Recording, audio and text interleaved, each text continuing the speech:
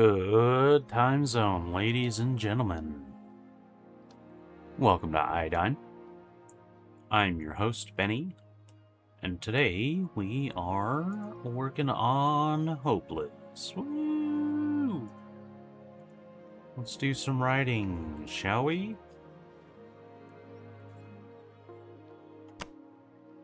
Hey there, Matt. Welcome in. How you doing?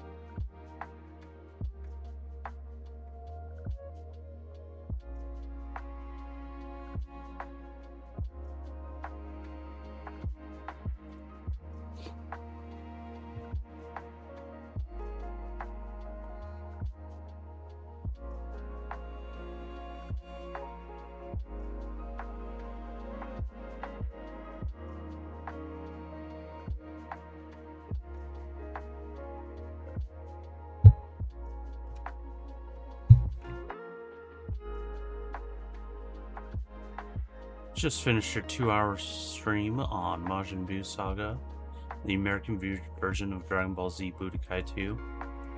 Sweet, sweet. How did that go?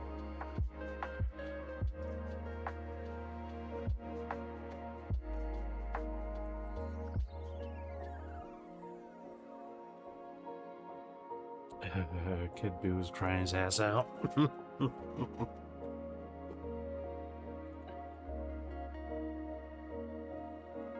Oh, my device wants to restart. We'll go ahead and schedule a restart for 7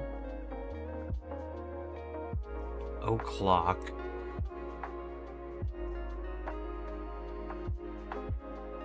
At 6 o'clock in the post-meridian.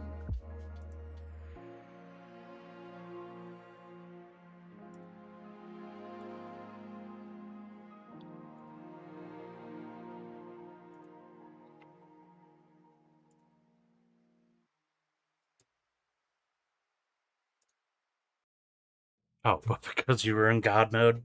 Hey. If you're having fun, you're not doing anything wrong.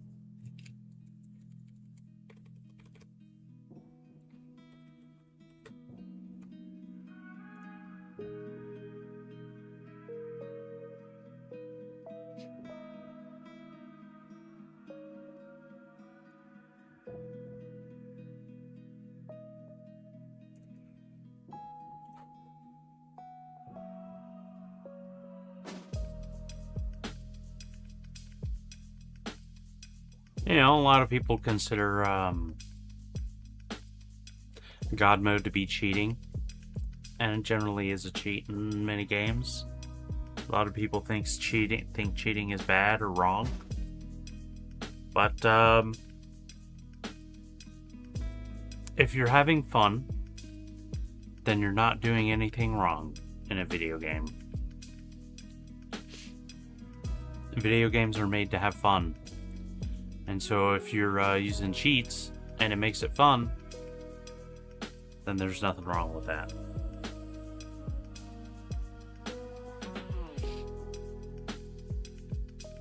You know, people post about being bad at video games online. It's like, I'm afraid to stream because I'm bad at video games, or I'm really bad at Call of Duty, but I still play it because I love it. And I always post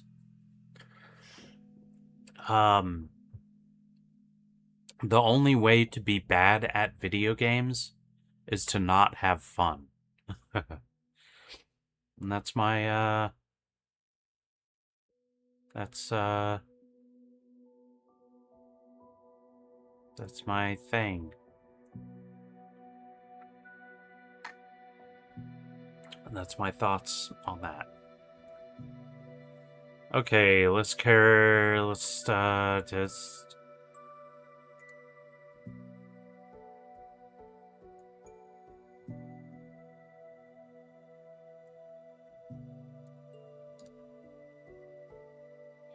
I had fun, of course, these games in my childhood.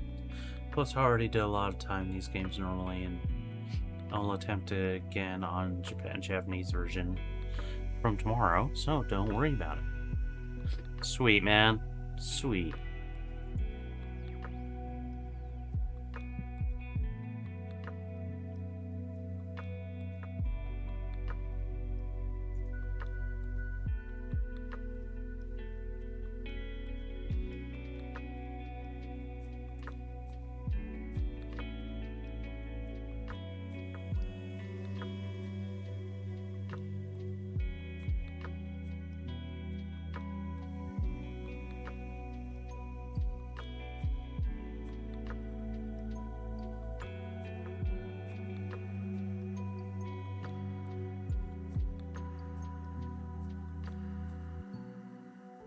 Come on. The smile on Dell's face was impossible to suppress. It wasn't one of those polite and professional smiles he put on for his employees and business partners. It was a smile of pure joy, and it remained as long as his eyes were on her. His expression matched the knot in her stomach precisely, and as she left the faceless escort and took her place across from her betrothed, she considered how incredibly lucky she was to be in her current position. Her own smile cracked when she remembered that luck had little to do with it. They stood for a moment, staring into each other's eyes until the otherworldly drone of the bridal chorus came to an end and they stood in total silence. Just past the couple on the altar, the officiant appeared with a soft internal light separating its neutral form and color from the dimly lit background.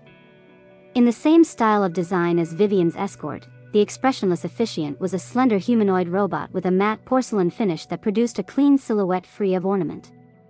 It stepped into place, bringing only as much attention to it as was necessary. "Cherished observers," the officiant said with an androgynous voice, "we are gathered across space and time to witness and celebrate the legal union of the estates of the present Delano and Vivian. Marriage is a commitment entered into with trust, mutual respect, and in this case, the deepest and rarest of love that exists in our current era. It is not only a joining of two lives, but a promise to stand beside one another through joy and hardship, certainty and doubt, prosperity and difficulty." The officiant opened its crossed arms to gesture toward the couple.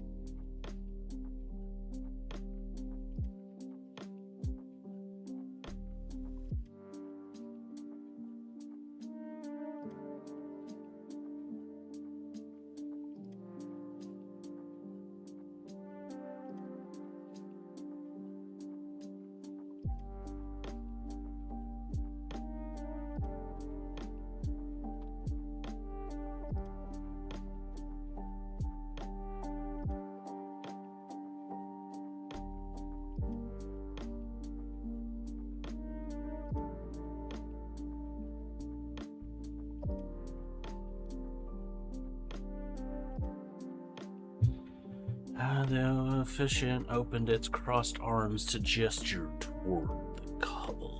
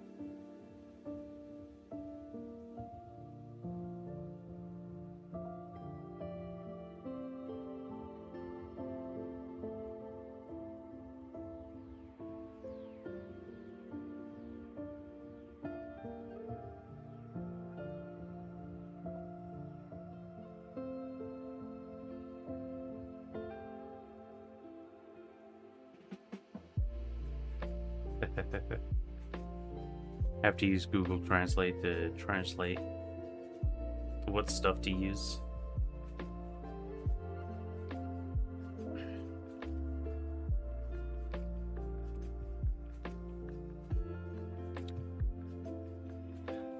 Those crossed arms gesture towards the couple.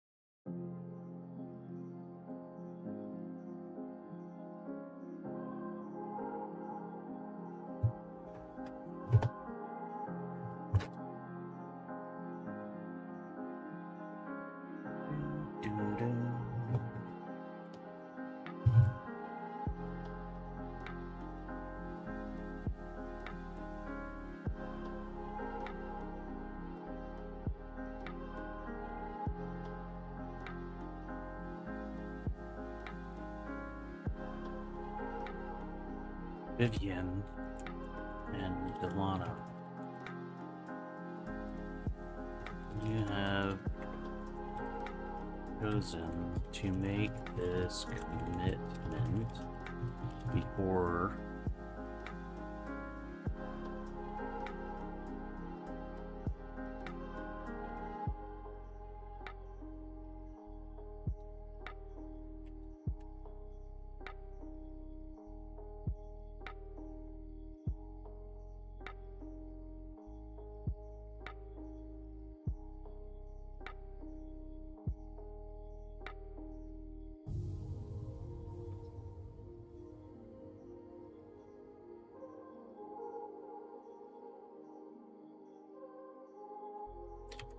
witnesses.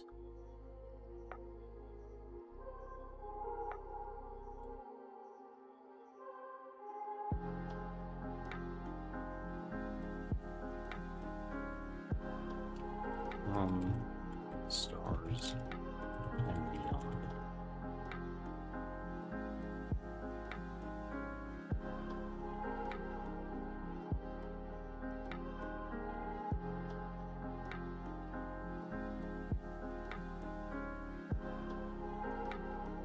For countless witnesses.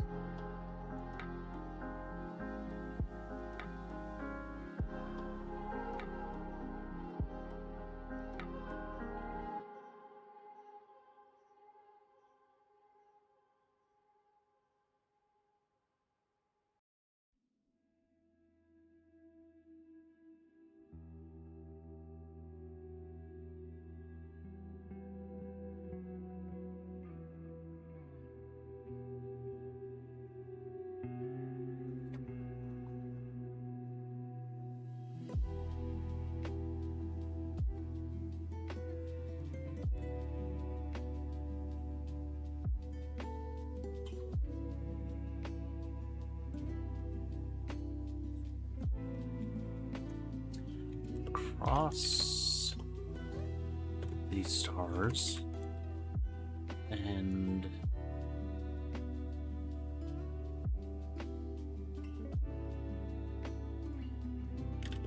at this time and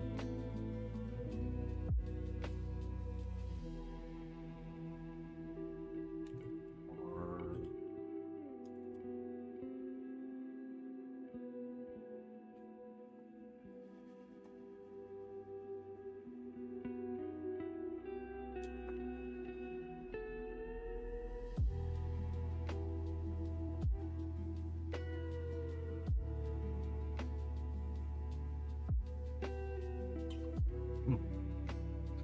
10 minutes before what? 10 minutes before the universe explodes. And I'll take a break. Although I probably won't. This is the Pomodoro technique. You do 25 minutes of work, and then 5-minute break. And then 25 minutes of work, and then a 5-minute break. And then 25 minutes of work, and then a 5-minute break. and then 25 minutes work, and then a 15-minute break. No. And then it repeats like that. Of course, that will be 2 hours, and by that time, I will be done. I will call it.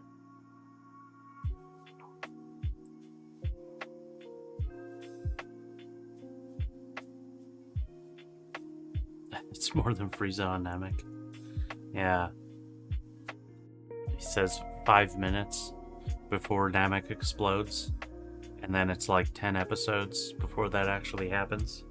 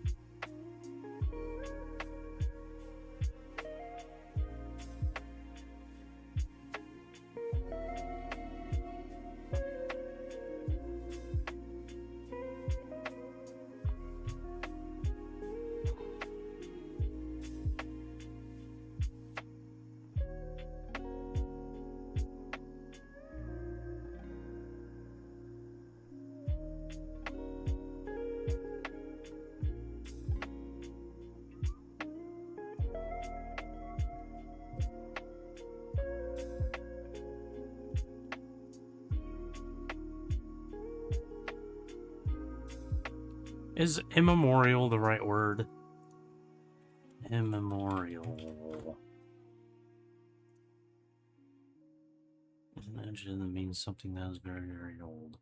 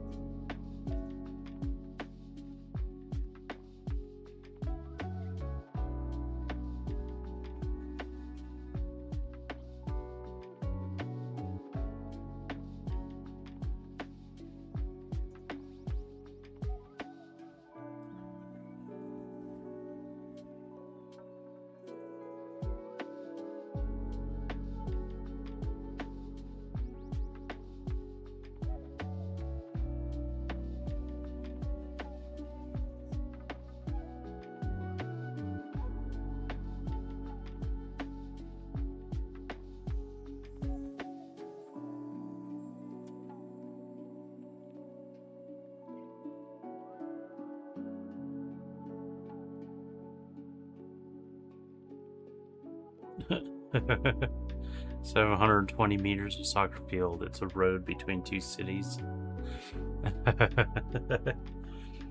I haven't seen any Captain Tsubasa, but I could definitely imagine.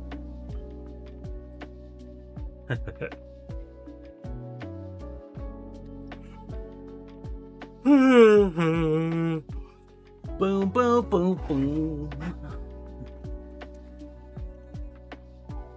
Bow, bow, bow, bow.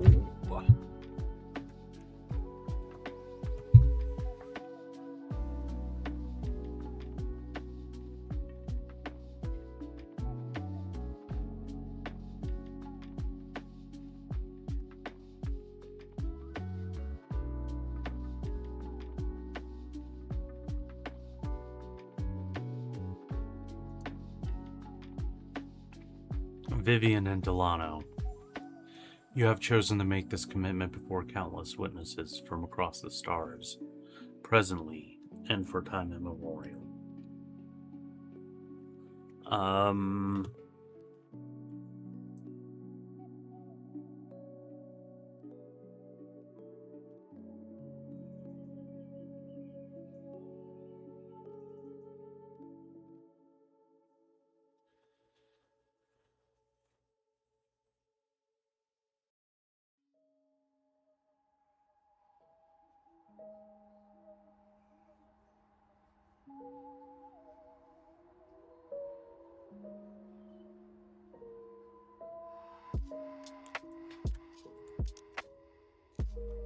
do you choose to make this?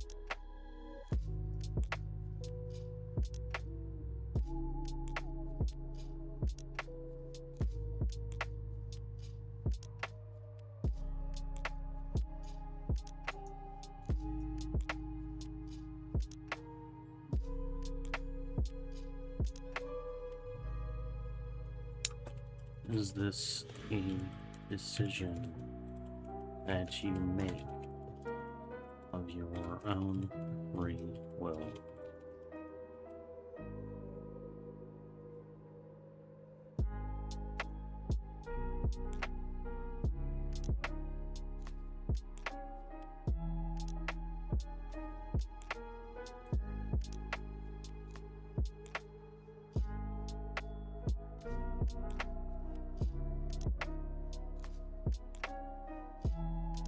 Animatrix sometimes is like absolute cinema.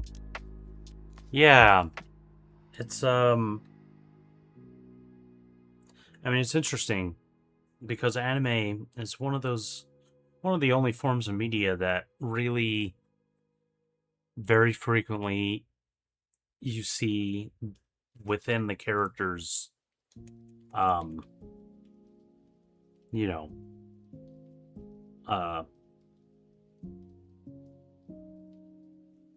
minds, you know. You get to hear their thoughts and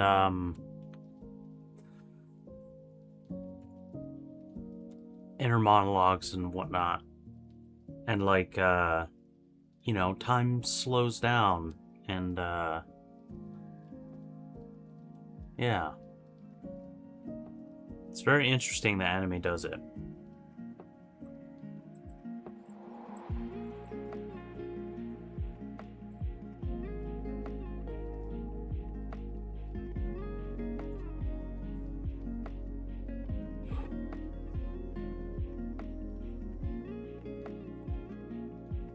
But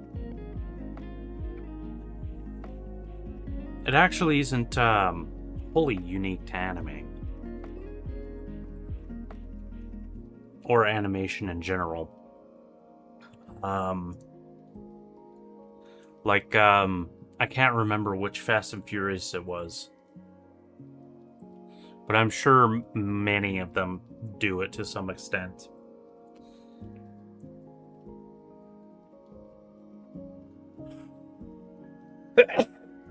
Like, they're going. It's supposed to be living your life a quarter mile at a time. Like, you know, the races take place over a quarter mile stretch of road, when in reality, like, it's much longer than a quarter mile that they're driving, because they have to show all the cool, like, gear changes and the, you know, sick glances at each other when they're passing, and like yeah. But famously, there's one I was gonna say episode of Fast and Furious. I suppose that's pretty accurate. One of the movies where like the climax of the movie happens as they're chasing a jet that's about to take off, like a big old plane that's going down the runway, and you know, they're all chasing in their vehicles and having some fighting going on, gunfights or whatever. Everyone's shooting at each other and driving super fast and trying to get onto the plane before, you know, before it actually like lifts off the ground. But, like, people have done the calculations about the amount of time that they're taking to chase this plane down, and the speed that they're going at. And like the runway is like, it would have to be like 10 times as long as it actually is in real life, or 10 times as long as like the longest runway in the world or something like that. And like, if the plane was actually trying to take off, it wouldn't take nearly as long to actually lift off the ground. It wouldn't spend so much time accelerating. Yeah, it's funny.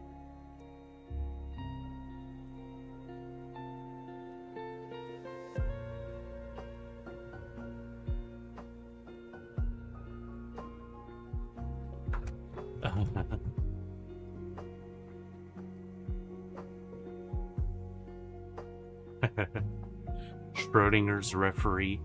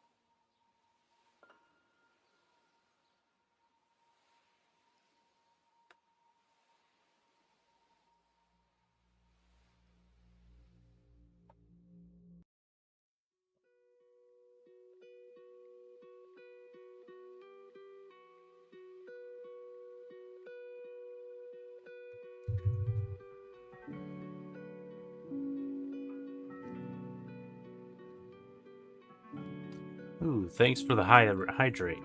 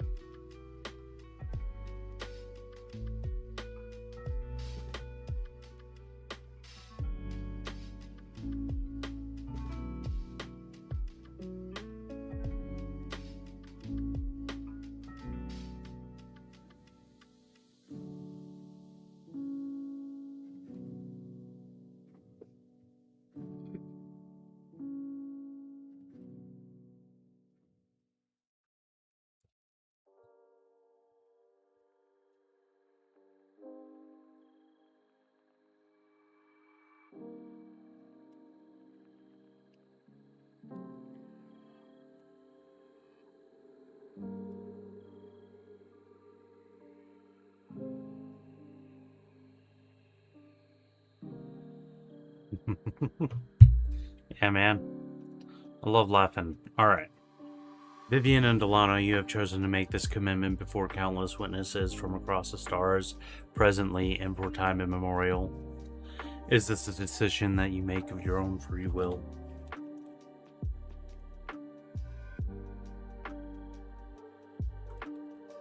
The officiant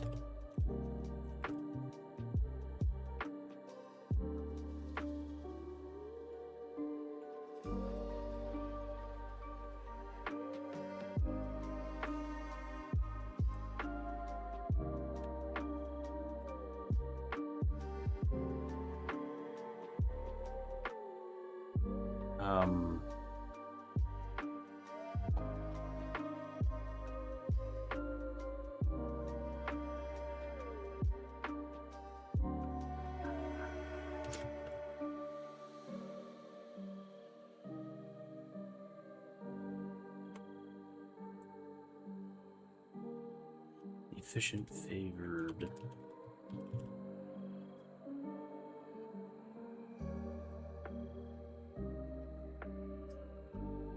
Vivian first.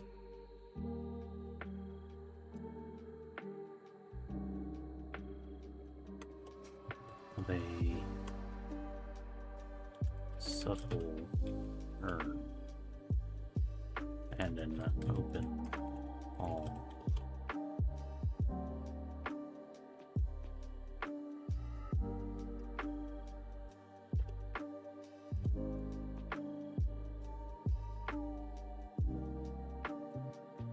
Vivian turned back.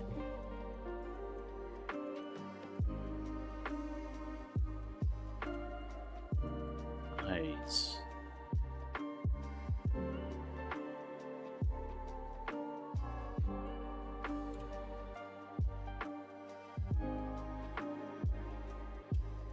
Move to Lana.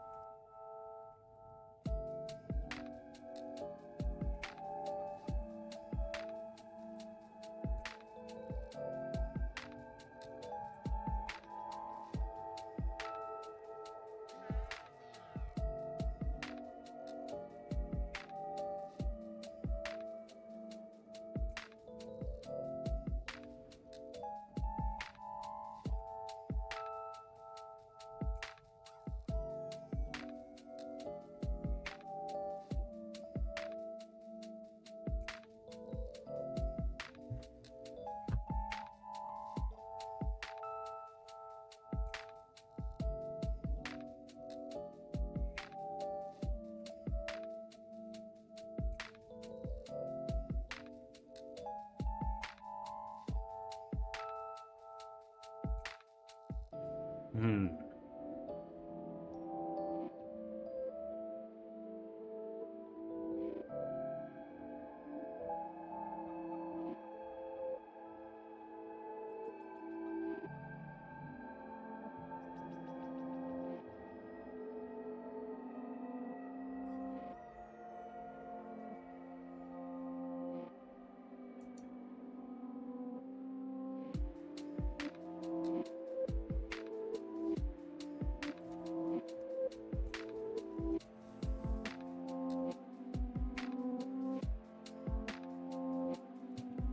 Vivian.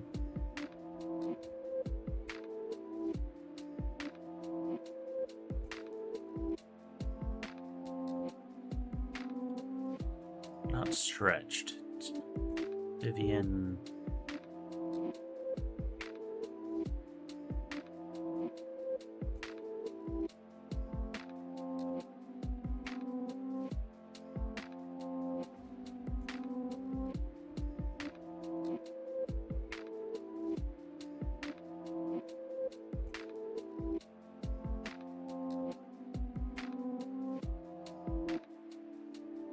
Input her hands.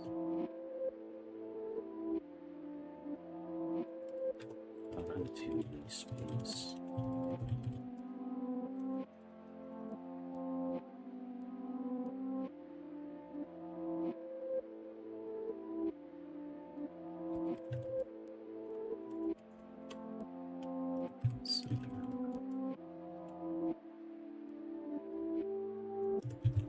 Center of the space between Home Style and Lena. Probably.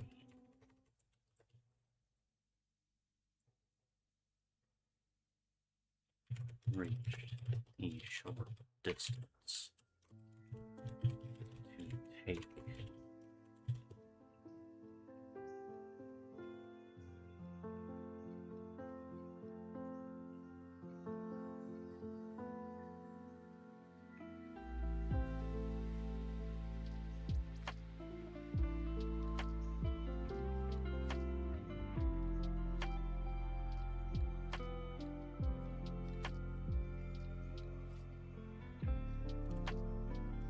Miller palms into his.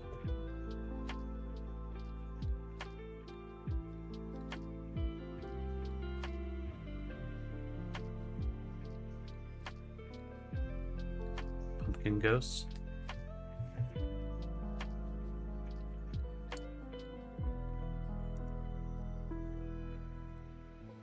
Yeah. We'll go ahead and add that to queue. Do I have it on my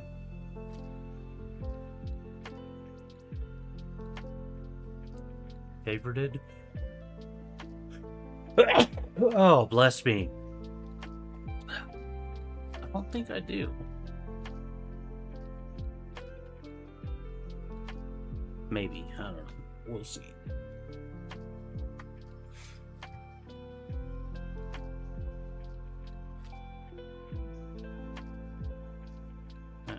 I'm gonna turn the volume up a little bit too.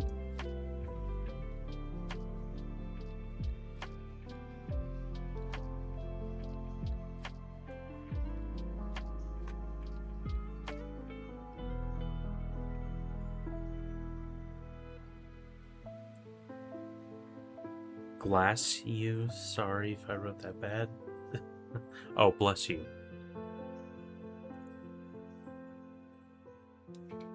Thank you. I appreciate it.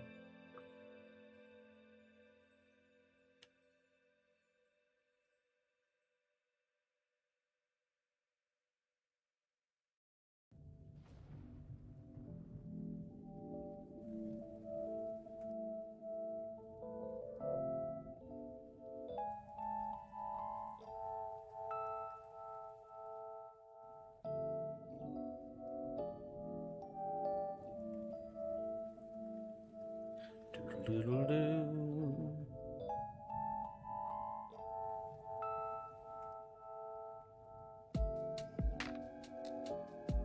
Pumpkin Ghost is good, and it is on my playlist, as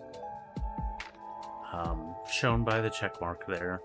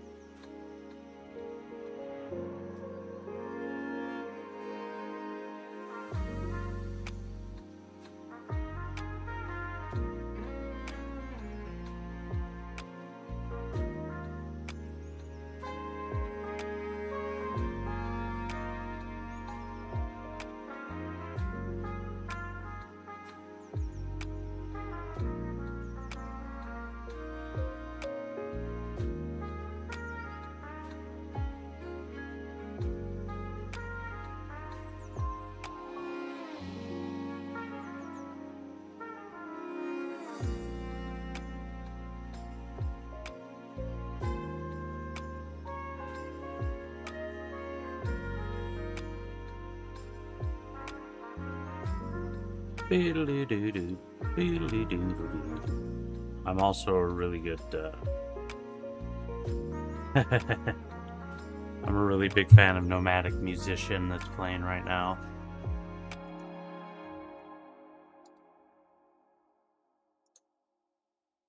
Alright, here you go.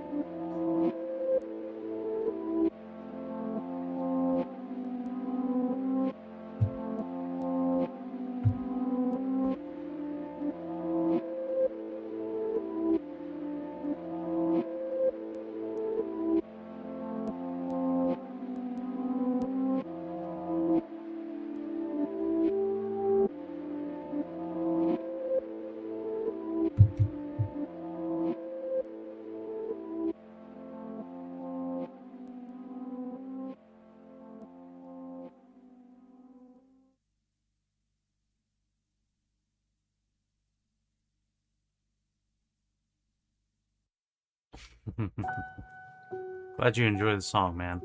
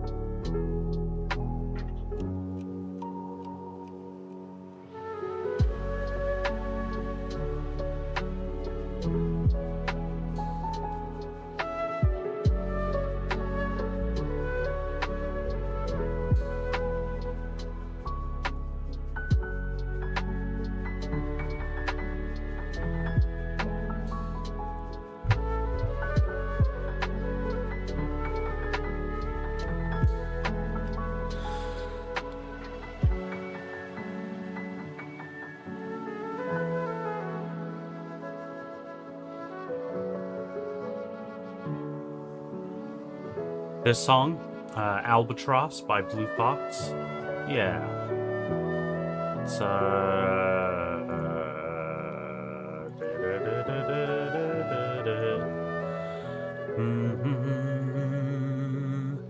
share. Copy link to song. I will put it in the chat. Unless you want me to send it to you on Discord, I can do that too. Oh, Pumpkin Ghost. Okay.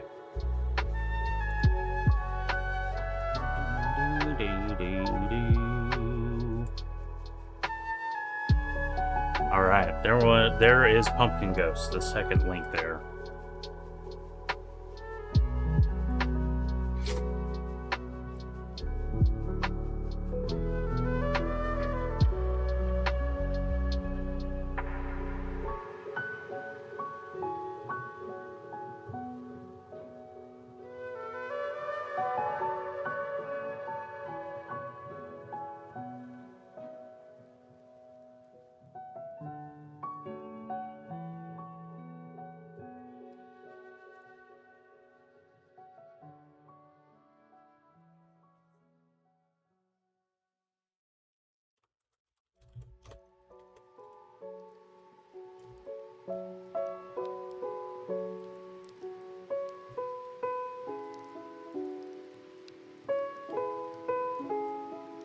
Staring into his deep,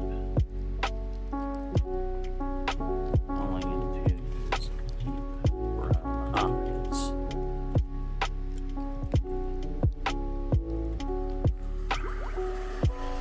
Seeing her own reflection. Bing, bing, bing, bing, bing.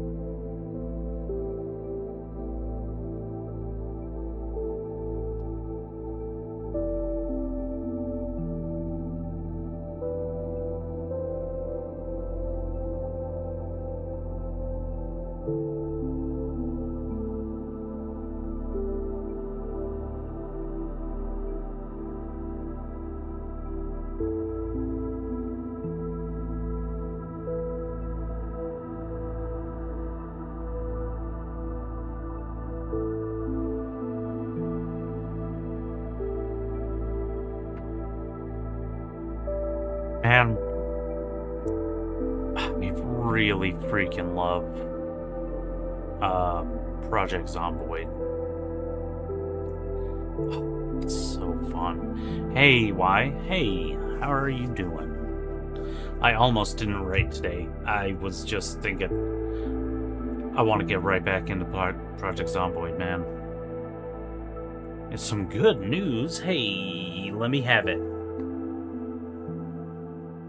I'll have the good news first and the bad news never.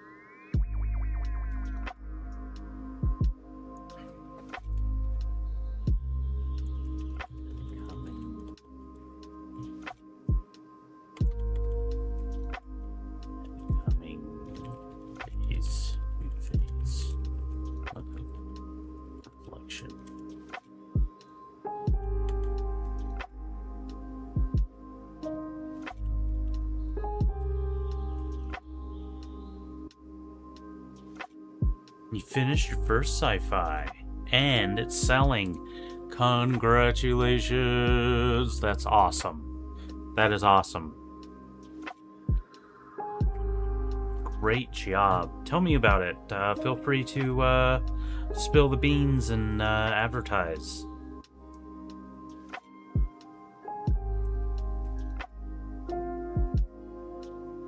You have a question? Feel free to ask it to me on Discord.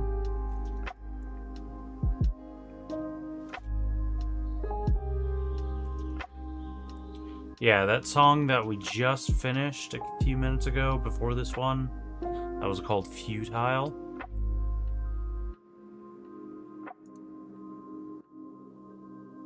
I could send you that information too. Here's the free blurb. A dystopian sci-fi political thriller.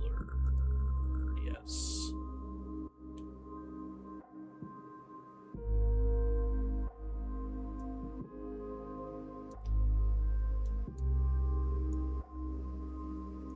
Maxwell Asylum.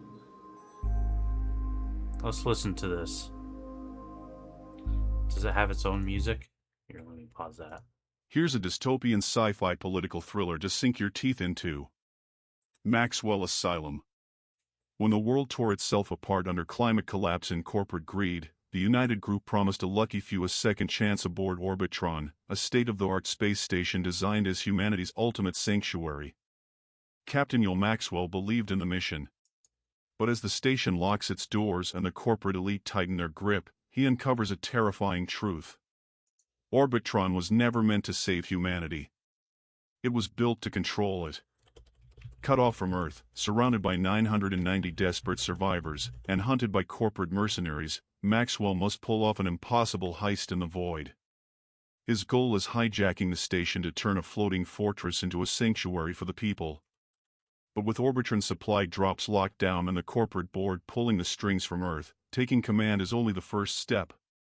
To survive, Maxwell and his crew must outthink, outfight, and outlast a syndicate that owns the stars.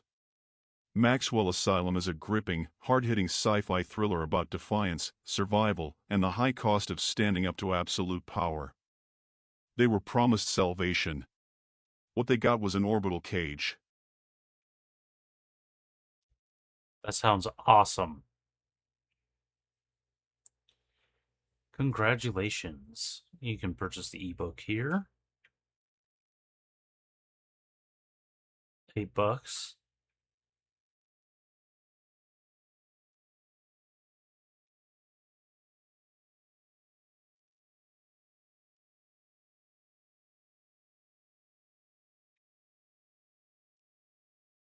That sounds awesome.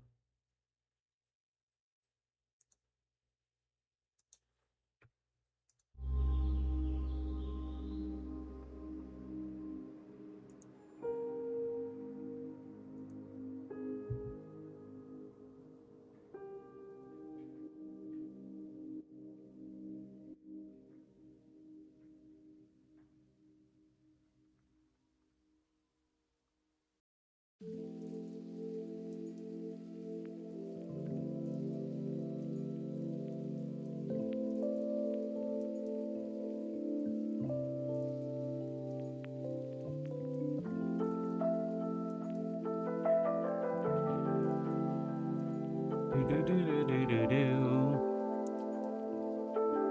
so throw a reflection.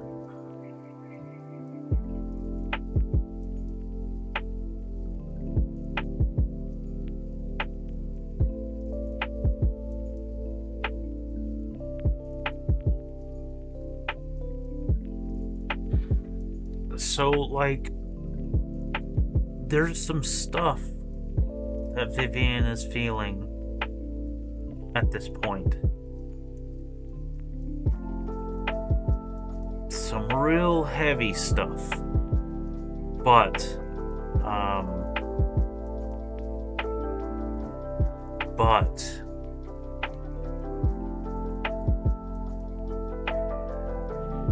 it's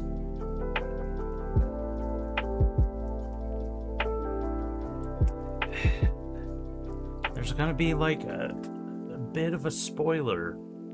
There's gonna be something that comes up here in a bit that she's feeling very apprehensive about, and there's some stuff that she's keeping secret from Dell, and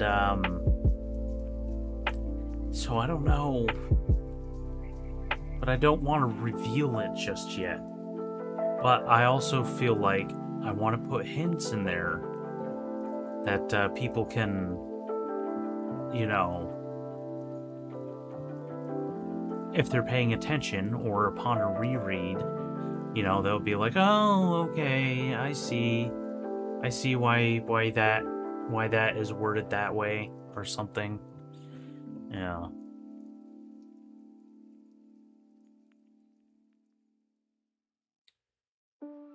Not turning it into an audiobook. You need too many voices. Fair enough.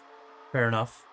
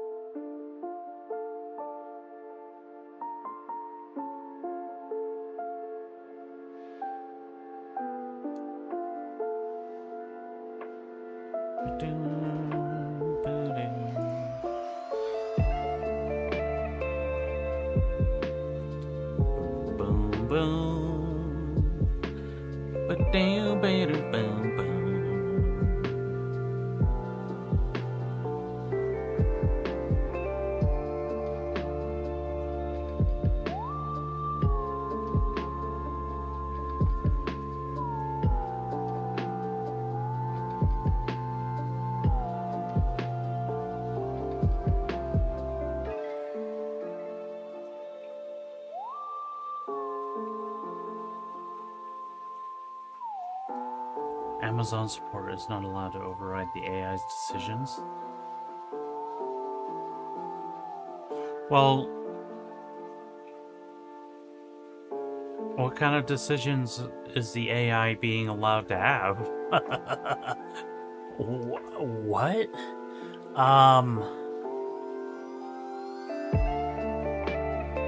Like, if you're using AI for generating art or music or, you know, words, like, clearly Amazon is not going to be able to override that, like what it creates.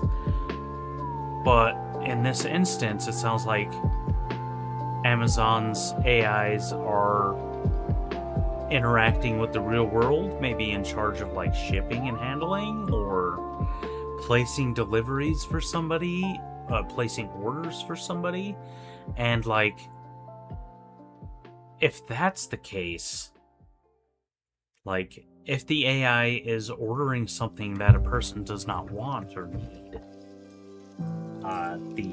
the Amazon support is not allowed to cancel it or something.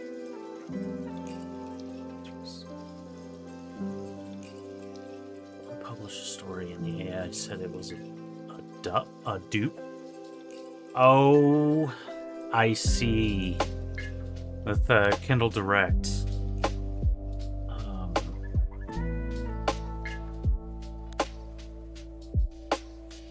Saying they had never published it.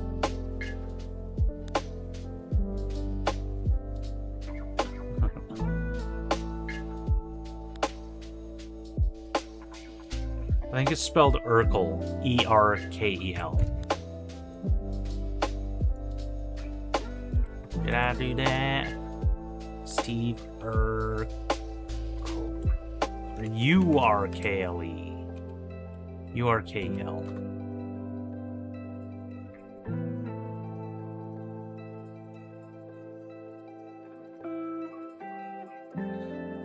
Seems that they could undo the decision.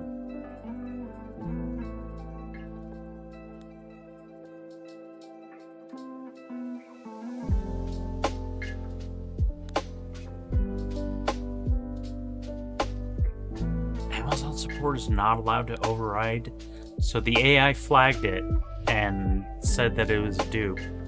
Probably because it was using that person's writing before they even published it, and maybe it got confused and thought that it considered something published or whatever, and then it was like, no, it's already been published, so no. And then Amazon support, like, this is one of those things where it's like, yeah, you can let AI do that, but if somebody complains, if somebody like puts in an argument or something, immediately it needs to go to a person, and the person needs to review it, and the AI needs to show its work, show why it believes that thing was duplicated, providing links and evidence. And at that point, when it's reviewed by a human, then that human decides whether it needs to be removed. That's the way that it should be. But if Amazon is not allowing people to review that stuff or override that stuff, it's basically saying that it's not even gonna hire people to review that stuff, is what it tells me.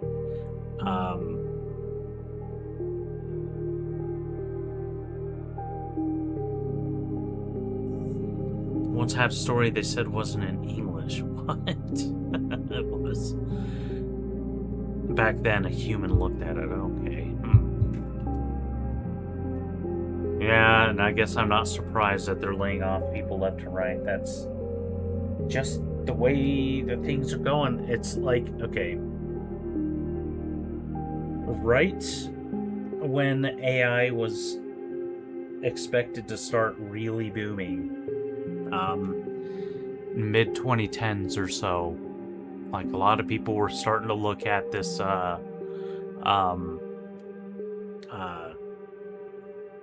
machine learning and kind of imagining what's going on, and they were already saying it's like, yeah, there's going to be a ton of unemployment. Like, if these machines are, replacing people's jobs, then there's going to be a lot of people out of work.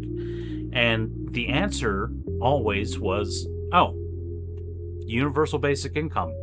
Like, if that starts happening, then that's basically what we're going to need to do. And that's a great idea. Like, if the AI is taking over people's jobs, then basically the economy collapses. And as a safeguard for that, then universal basic income. Boom. There you go. Start taxing the rich, and those taxes going towards paying everybody. But, oh my God, we are not doing that, guys. We're in some places where bits of UBI are like showing itself. It's not happening fast enough, and the billionaires and trillionaires are not getting taxed. Like, oh my God, guys, billionaires shouldn't exist, let alone trillionaires, you guys. Like, tax them to the point where they don't exist. And that would solve everything. That would solve everything. Like, if it's putting people out of work, then, pay them to not work. Pay them to sit at home and watch TV and, do whatever they want to do. And, hey, if they want to work, like, if there's if AI completely takes over publishing duties, guess what? People are still going to prefer having a human doing the publishing for them. And so, like, they can still hire people human people to review their work and get their work published for other people to see and everything. Like, if somebody wants to do the publishing work, they can still do that. But, maybe it's not a reliable enough way to get paid to do it.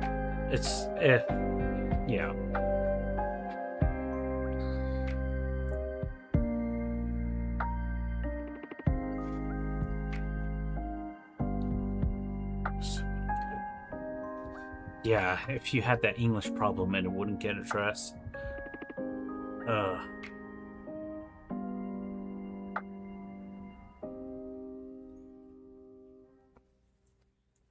Left Amazon years ago. Good job. Like, I want to. But, I don't know.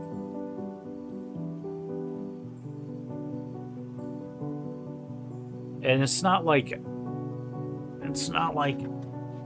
I'm one of those people that orders from Amazon all the time, but I do use,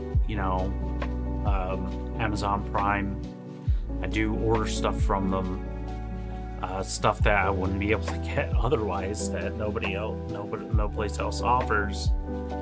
And then I also, use Prime Video, and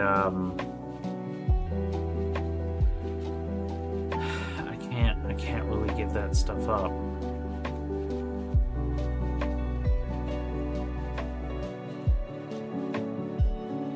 Oh, you're only talking about KDP? Okay. I haven't had that issue personally, but also my stuff has not had very much monies, or very much it's not selling very much, and I feel like part of it is my fault, but also, since an AI is in charge of everything right now, including getting my book into the hands of people, I can at least rest some of the blame on that.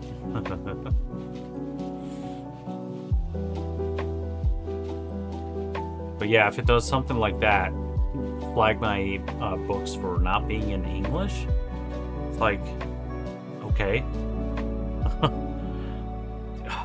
That's so dumb.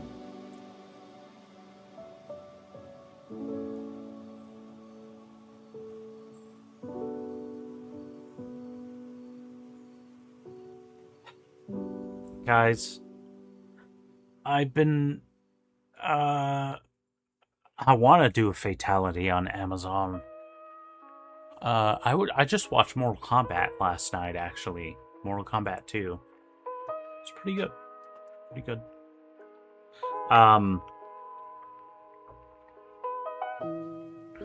But as a huge sci-fi nerd, as someone who has always been super interested in the path that technology takes and coming up with new ideas to use it, and the interesting, awesome ways and also terrifying ways that technology could be used. Like, I'm so interested in AI and its progress and everything. And I do realize that there are a lot of issues that are going on. But when I start thinking about everything that's going wrong with AI, it's not the AI's fault. It's the people who are in charge of the AI being greedy bastards. Like, it all comes back to capitalism bad. Freaking everything that's going wrong with the AIs, everything that everybody hates about AI, it's not the AI's fault. It's the corporations that are taking advantage of the AIs, that are creating the AIs. And it's the humans that are in charge of those that are being greedy, soulless, heartless bastards that are going after profit over anything else. And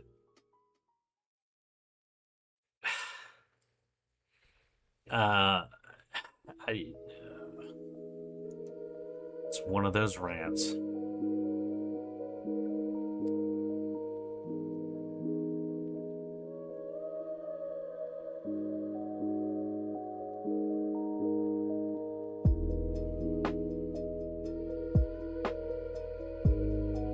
Yeah, in Mortal Kombat, like, even if you've never played any of the games, I would be very surprised if you haven't heard about them, because they've been in the news. You know, at least in the mid-90s, they were really, really big deal in the news for being incredibly violent video games. If you know anything about anything about Mortal Kombat, then you know that it's an incredibly violent video game. But yeah, the main thing that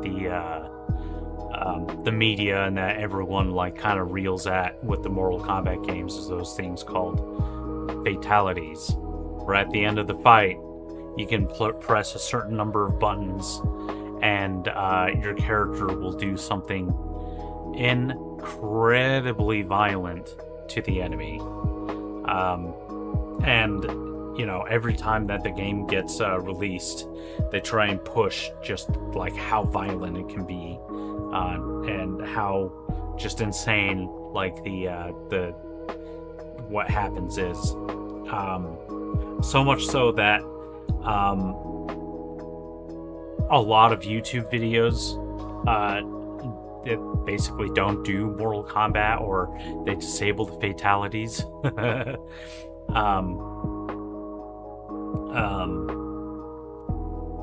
But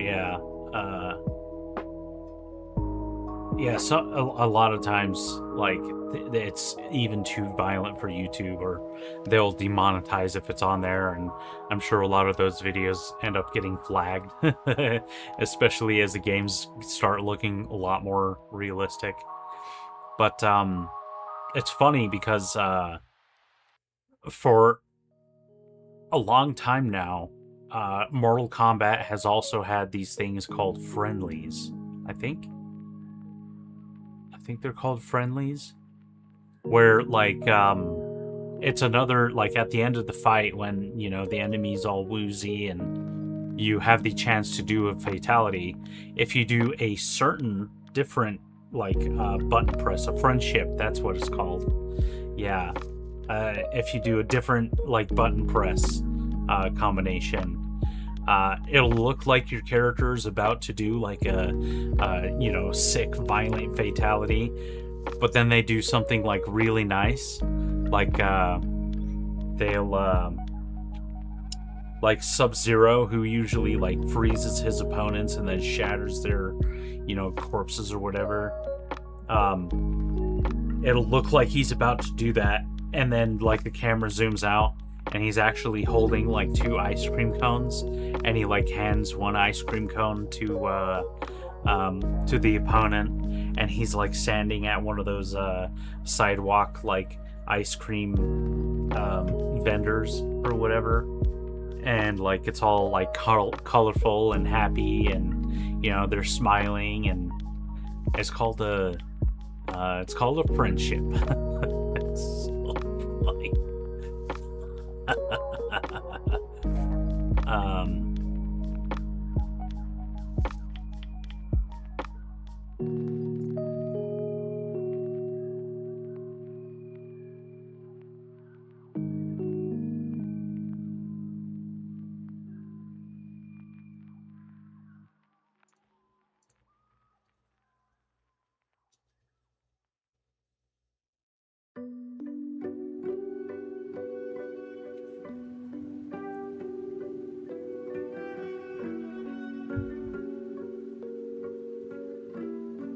Well, I didn't write anything for that stretch.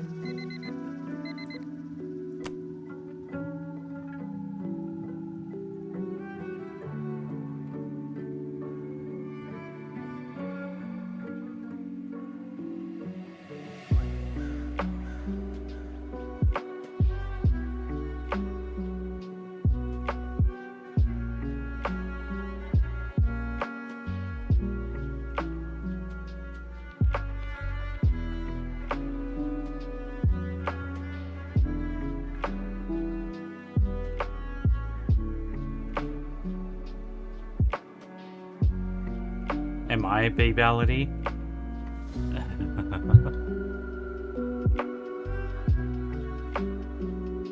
I don't know. Maybe I am. Vivian looked back to Dell, following into his deep brown eyes and coming face to face with her own reflection.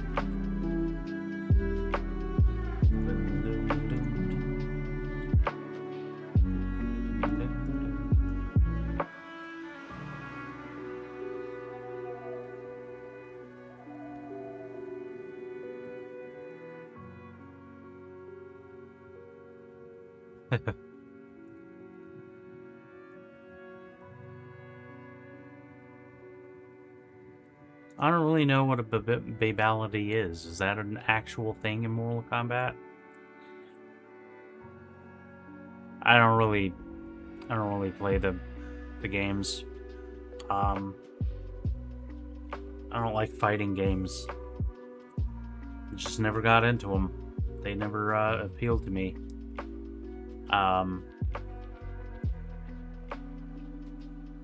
But I like viewing them from the outside. I kind of like the lore that they have. My buddy was a huge fan. He really liked Mortal Kombat.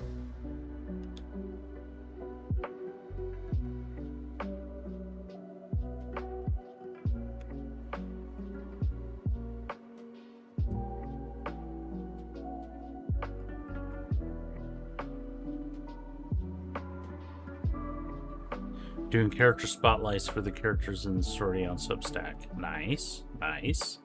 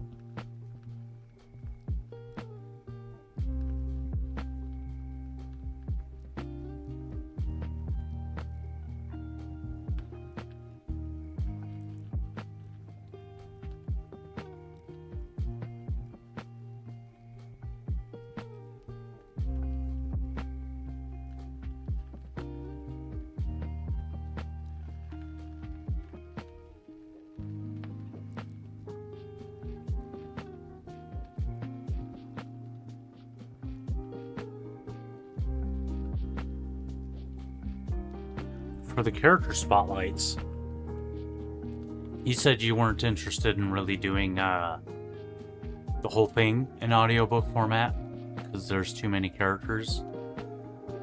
But if you're doing the character spotlight and you've add video or audio to those, like maybe you could select like specific lines that they have that you really like, and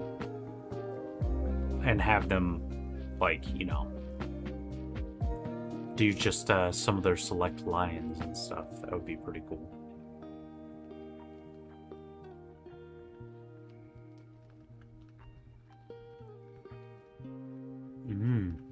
I see.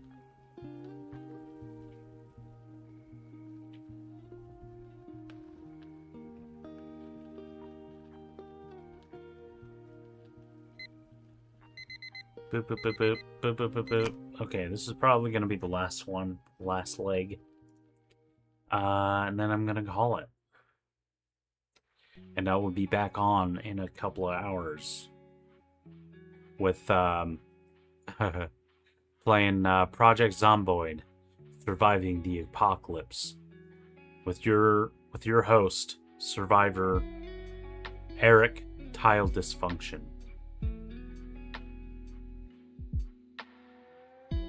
Eric Tile Dysfunction the Fifth. Fifth is his name. He's having a good run. He's having a good run.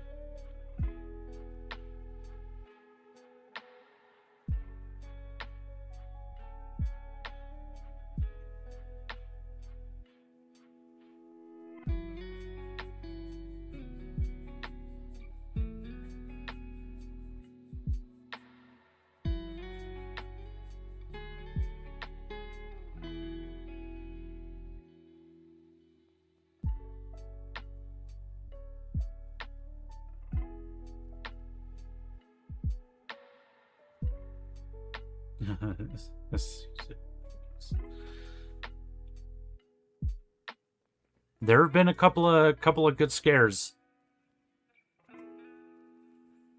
Substack doesn't help me at all, but I keep doing it.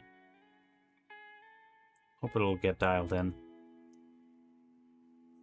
Yeah, sometimes it's like that. Like,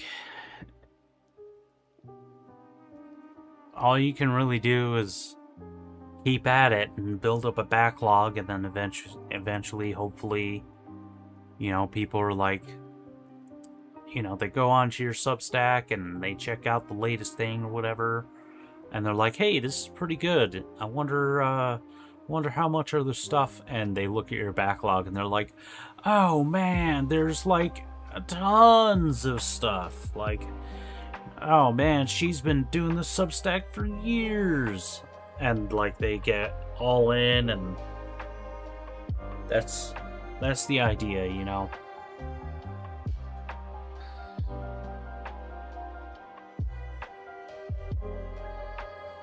My sales come from Twitch and your existing list. I don't even know where my sales come from. I don't even know how many I have, but I know it's not more than a handful of like each of my books. I guess I don't check it often enough.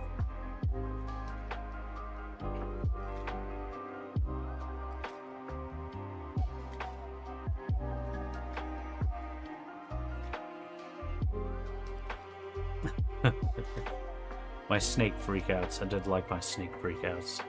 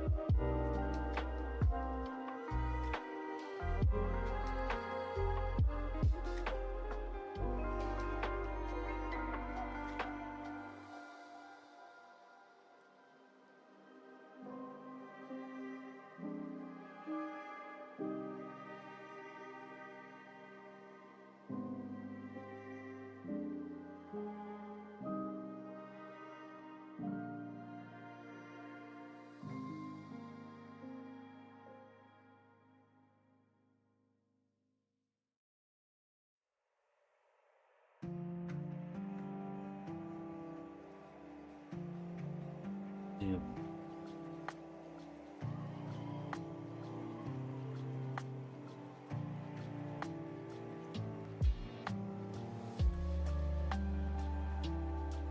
Okay, I need to rephrase this.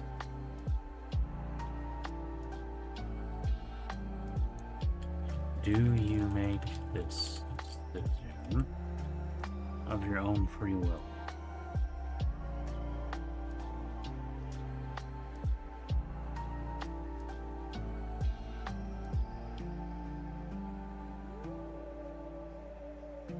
Like the story, and it could. But since it's your first sci-fi, I hope it fits the genre. I'm sure that it does. I mean, it can't not fit the drama, being set on a space station and everything. Now, like, one of the things, I guess I learned it from a Star Trek The Next Generation. Not any particular episode, but I think somebody was talking about, like, what makes Star Trek's, in a lot of cases, really, really good sci-fi. And it's not that it, you know, points out the extraordinary. Like, it does do that. Like, it you know, puts the extraordinary, like, on the screen and everything, but in a really good way. It takes the extraordinary technology that is available and makes it mundane. So, like, basically the entire concept of transporters and the food replicators, like, it's such an awesome technology. Like, it's so powerful, and so, like, if we had that technology, if, you know, as long as capitalism doesn't corrupt it, which it would, but if we had that technology, it would, like, solve world hunger, you know. It's just such a flippin' amazing technology. But when they refer to it in Star Trek, it's like the characters are just using it like they're going to the fridge. They don't, you know, every time they walk up to a replicator, they're not like, oh my god, this technology, this could solve so many problems. They just walk up to it and they're like, give me a hot ham sandwich. And then it makes a hot ham sandwich. And they pick up the plate and they walk away and they don't think twice about it.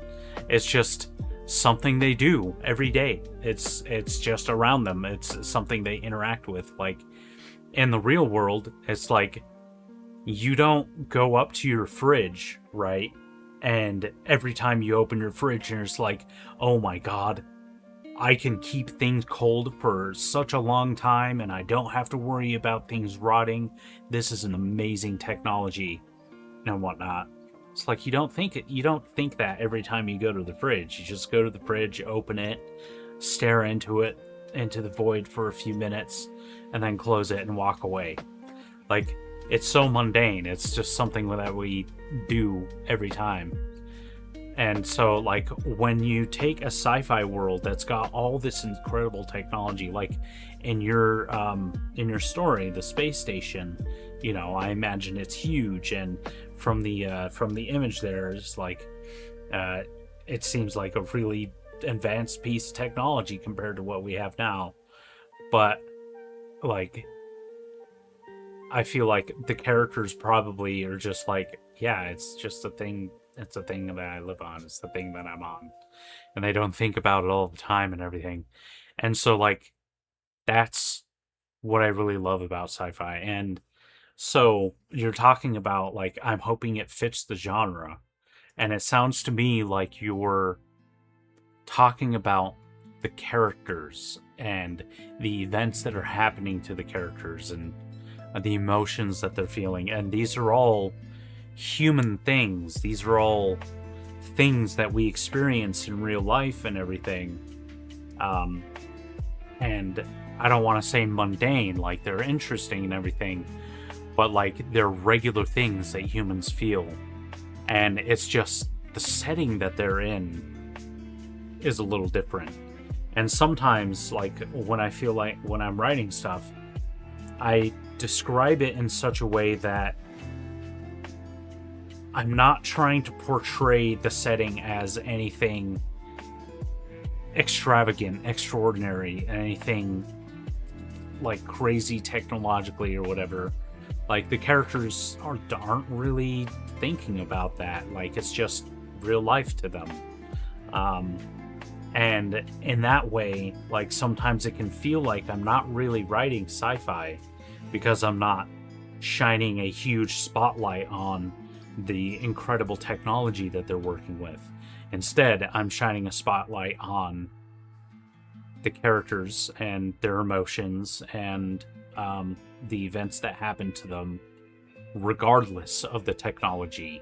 That maybe the technology kind of, enables some of that stuff to happen, but it doesn't take a lot of the focus, and so sometimes it doesn't feel like it's sci-fi, but just being set in that world is, like, and then think about like Dune. A lot of that is political military fiction. You don't really necessarily have to always be thinking about, and like, very small portions of the book are about the crazy super futuristic society. Like, not a whole lot of that original book is about all of that. It's interesting. I love talking about this stuff.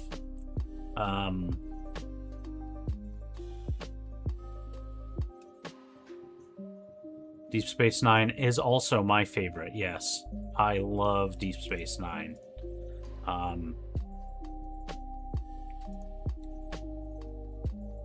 Space colony. My story is called Orbitrol. It collects space debris and converts it into renewables for Earth.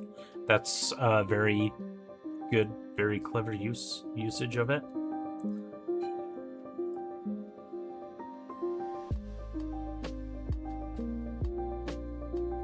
I know something will say something about my love birds on the ship. But I don't like writing romance, so it in the story, but it does focus on it. Yeah, I'm trying to do a little bit of romance. I mean, I'm currently describing a wedding, right? I'm trying to do some more romance in this one, and it's tough. I have a hard time with romance. And when I started writing these stories, the stakes of what's happening are usually a lot higher than a couple falling in love. These are in many cases fates of worlds type stuff.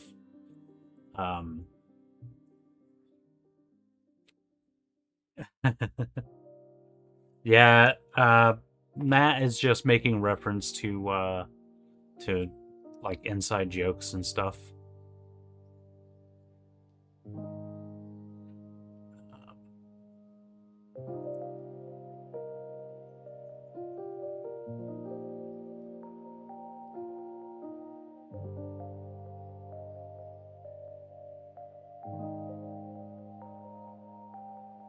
Space colony is about the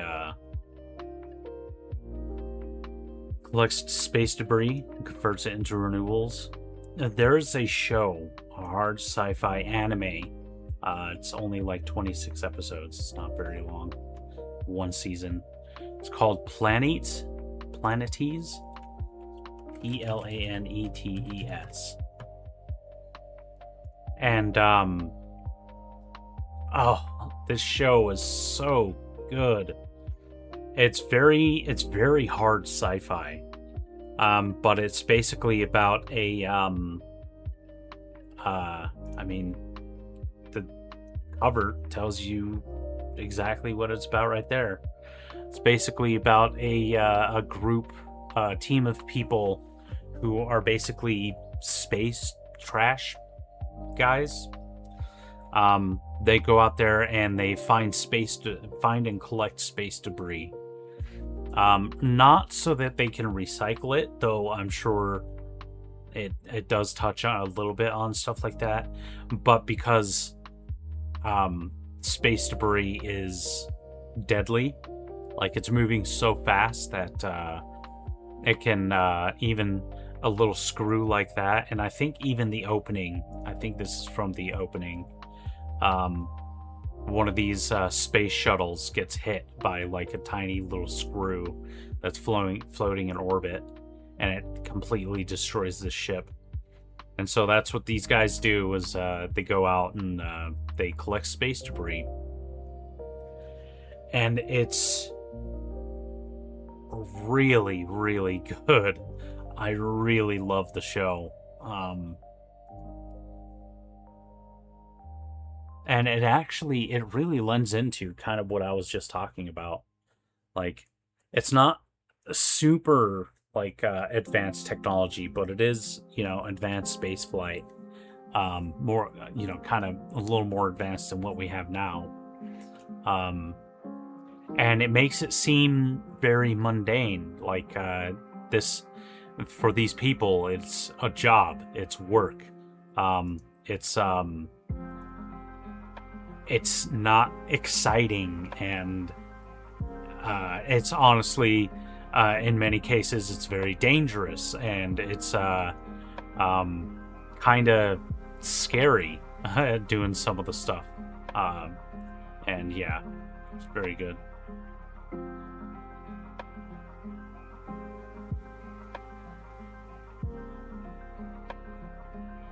Instead of focusing on a wedding, I focused on them asking the captain to marry them. Interesting.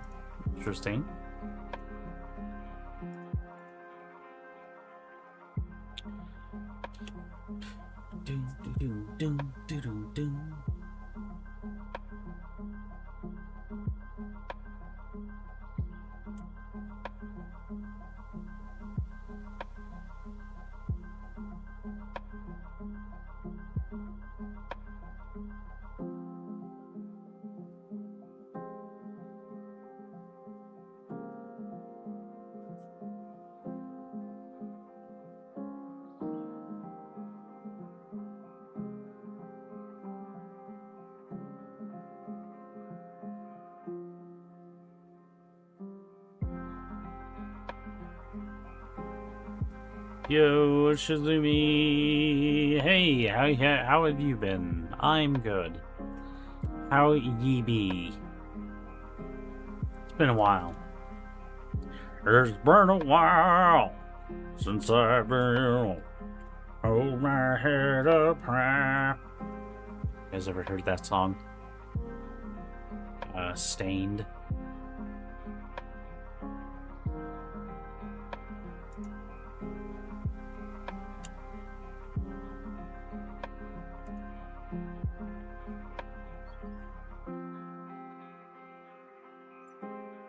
I know the story. I had a wedding.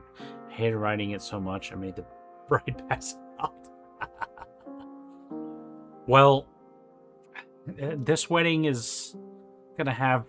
It's got some really sci-fi shenanigans going on. Like, the description of the venue where they're having this wedding, like, it's kind of insane. And then some kind of crazy stuff is going to be happening.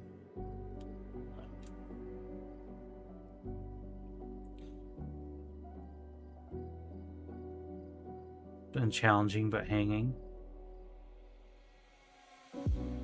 You want to look like that, like Vivian does in these images here?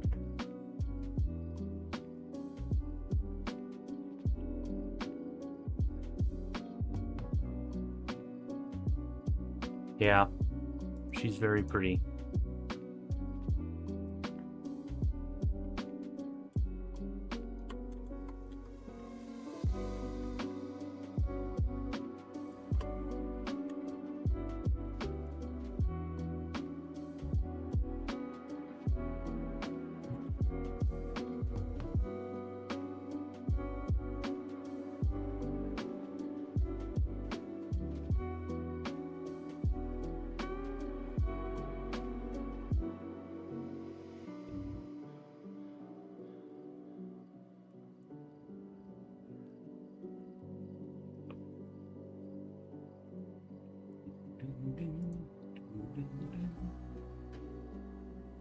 As long as you won't be like a Seekson robot. Hey, thanks for stopping in, Shizumi. I hope you do all right. I hope you have a good sleep. And I'll catch you next time. If you happen to wake up in a few hours, you know, come check in. I'll probably be playing some Project Zomboid. Doing some chill zombie killing.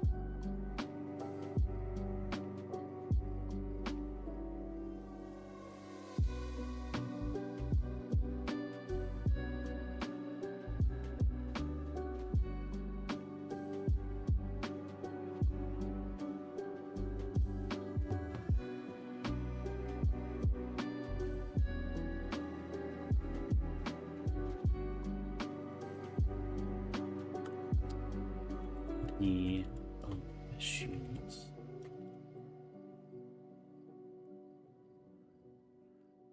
Nodded. And assured. Board.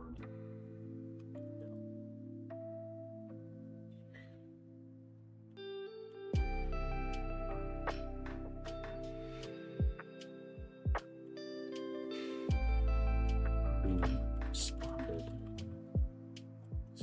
Hesitation.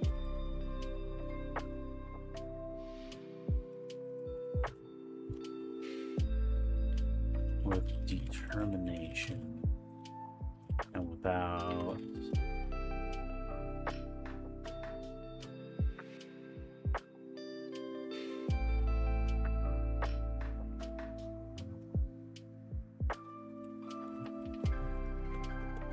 hesitation.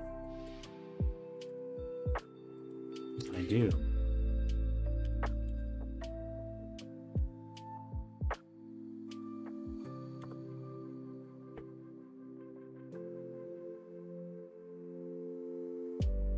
Now, should they have vows?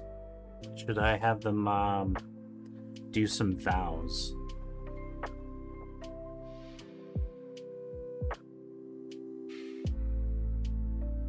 And how shall the rings be presented? Maybe on like a little tiny hovering disc.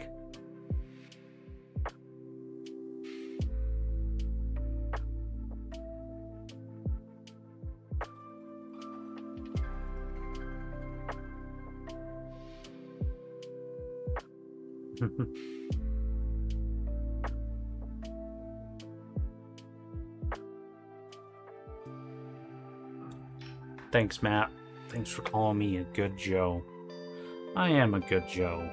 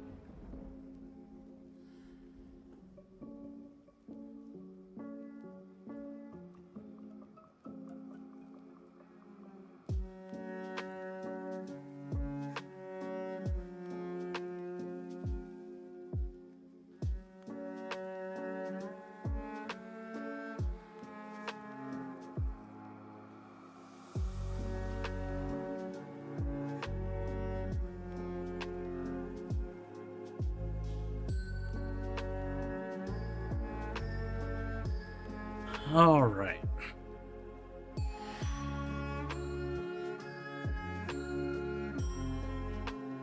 Well, time is almost up. We got some stuff written.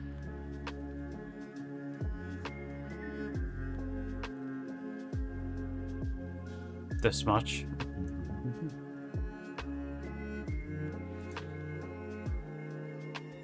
But at this point, I'm going to go ahead and call it. I want to thank everybody for watching. I really appreciate it. If you are on YouTube, make sure to like and subscribe. Check out patreon.com/BennyKill709 or buymeacoffee.com/BennyKill709. Either of these places will allow you to support me, BennyKill709, for whatever the heck it is that I do here. Thanks again for watching, and I hope you have a good rest of your time zone.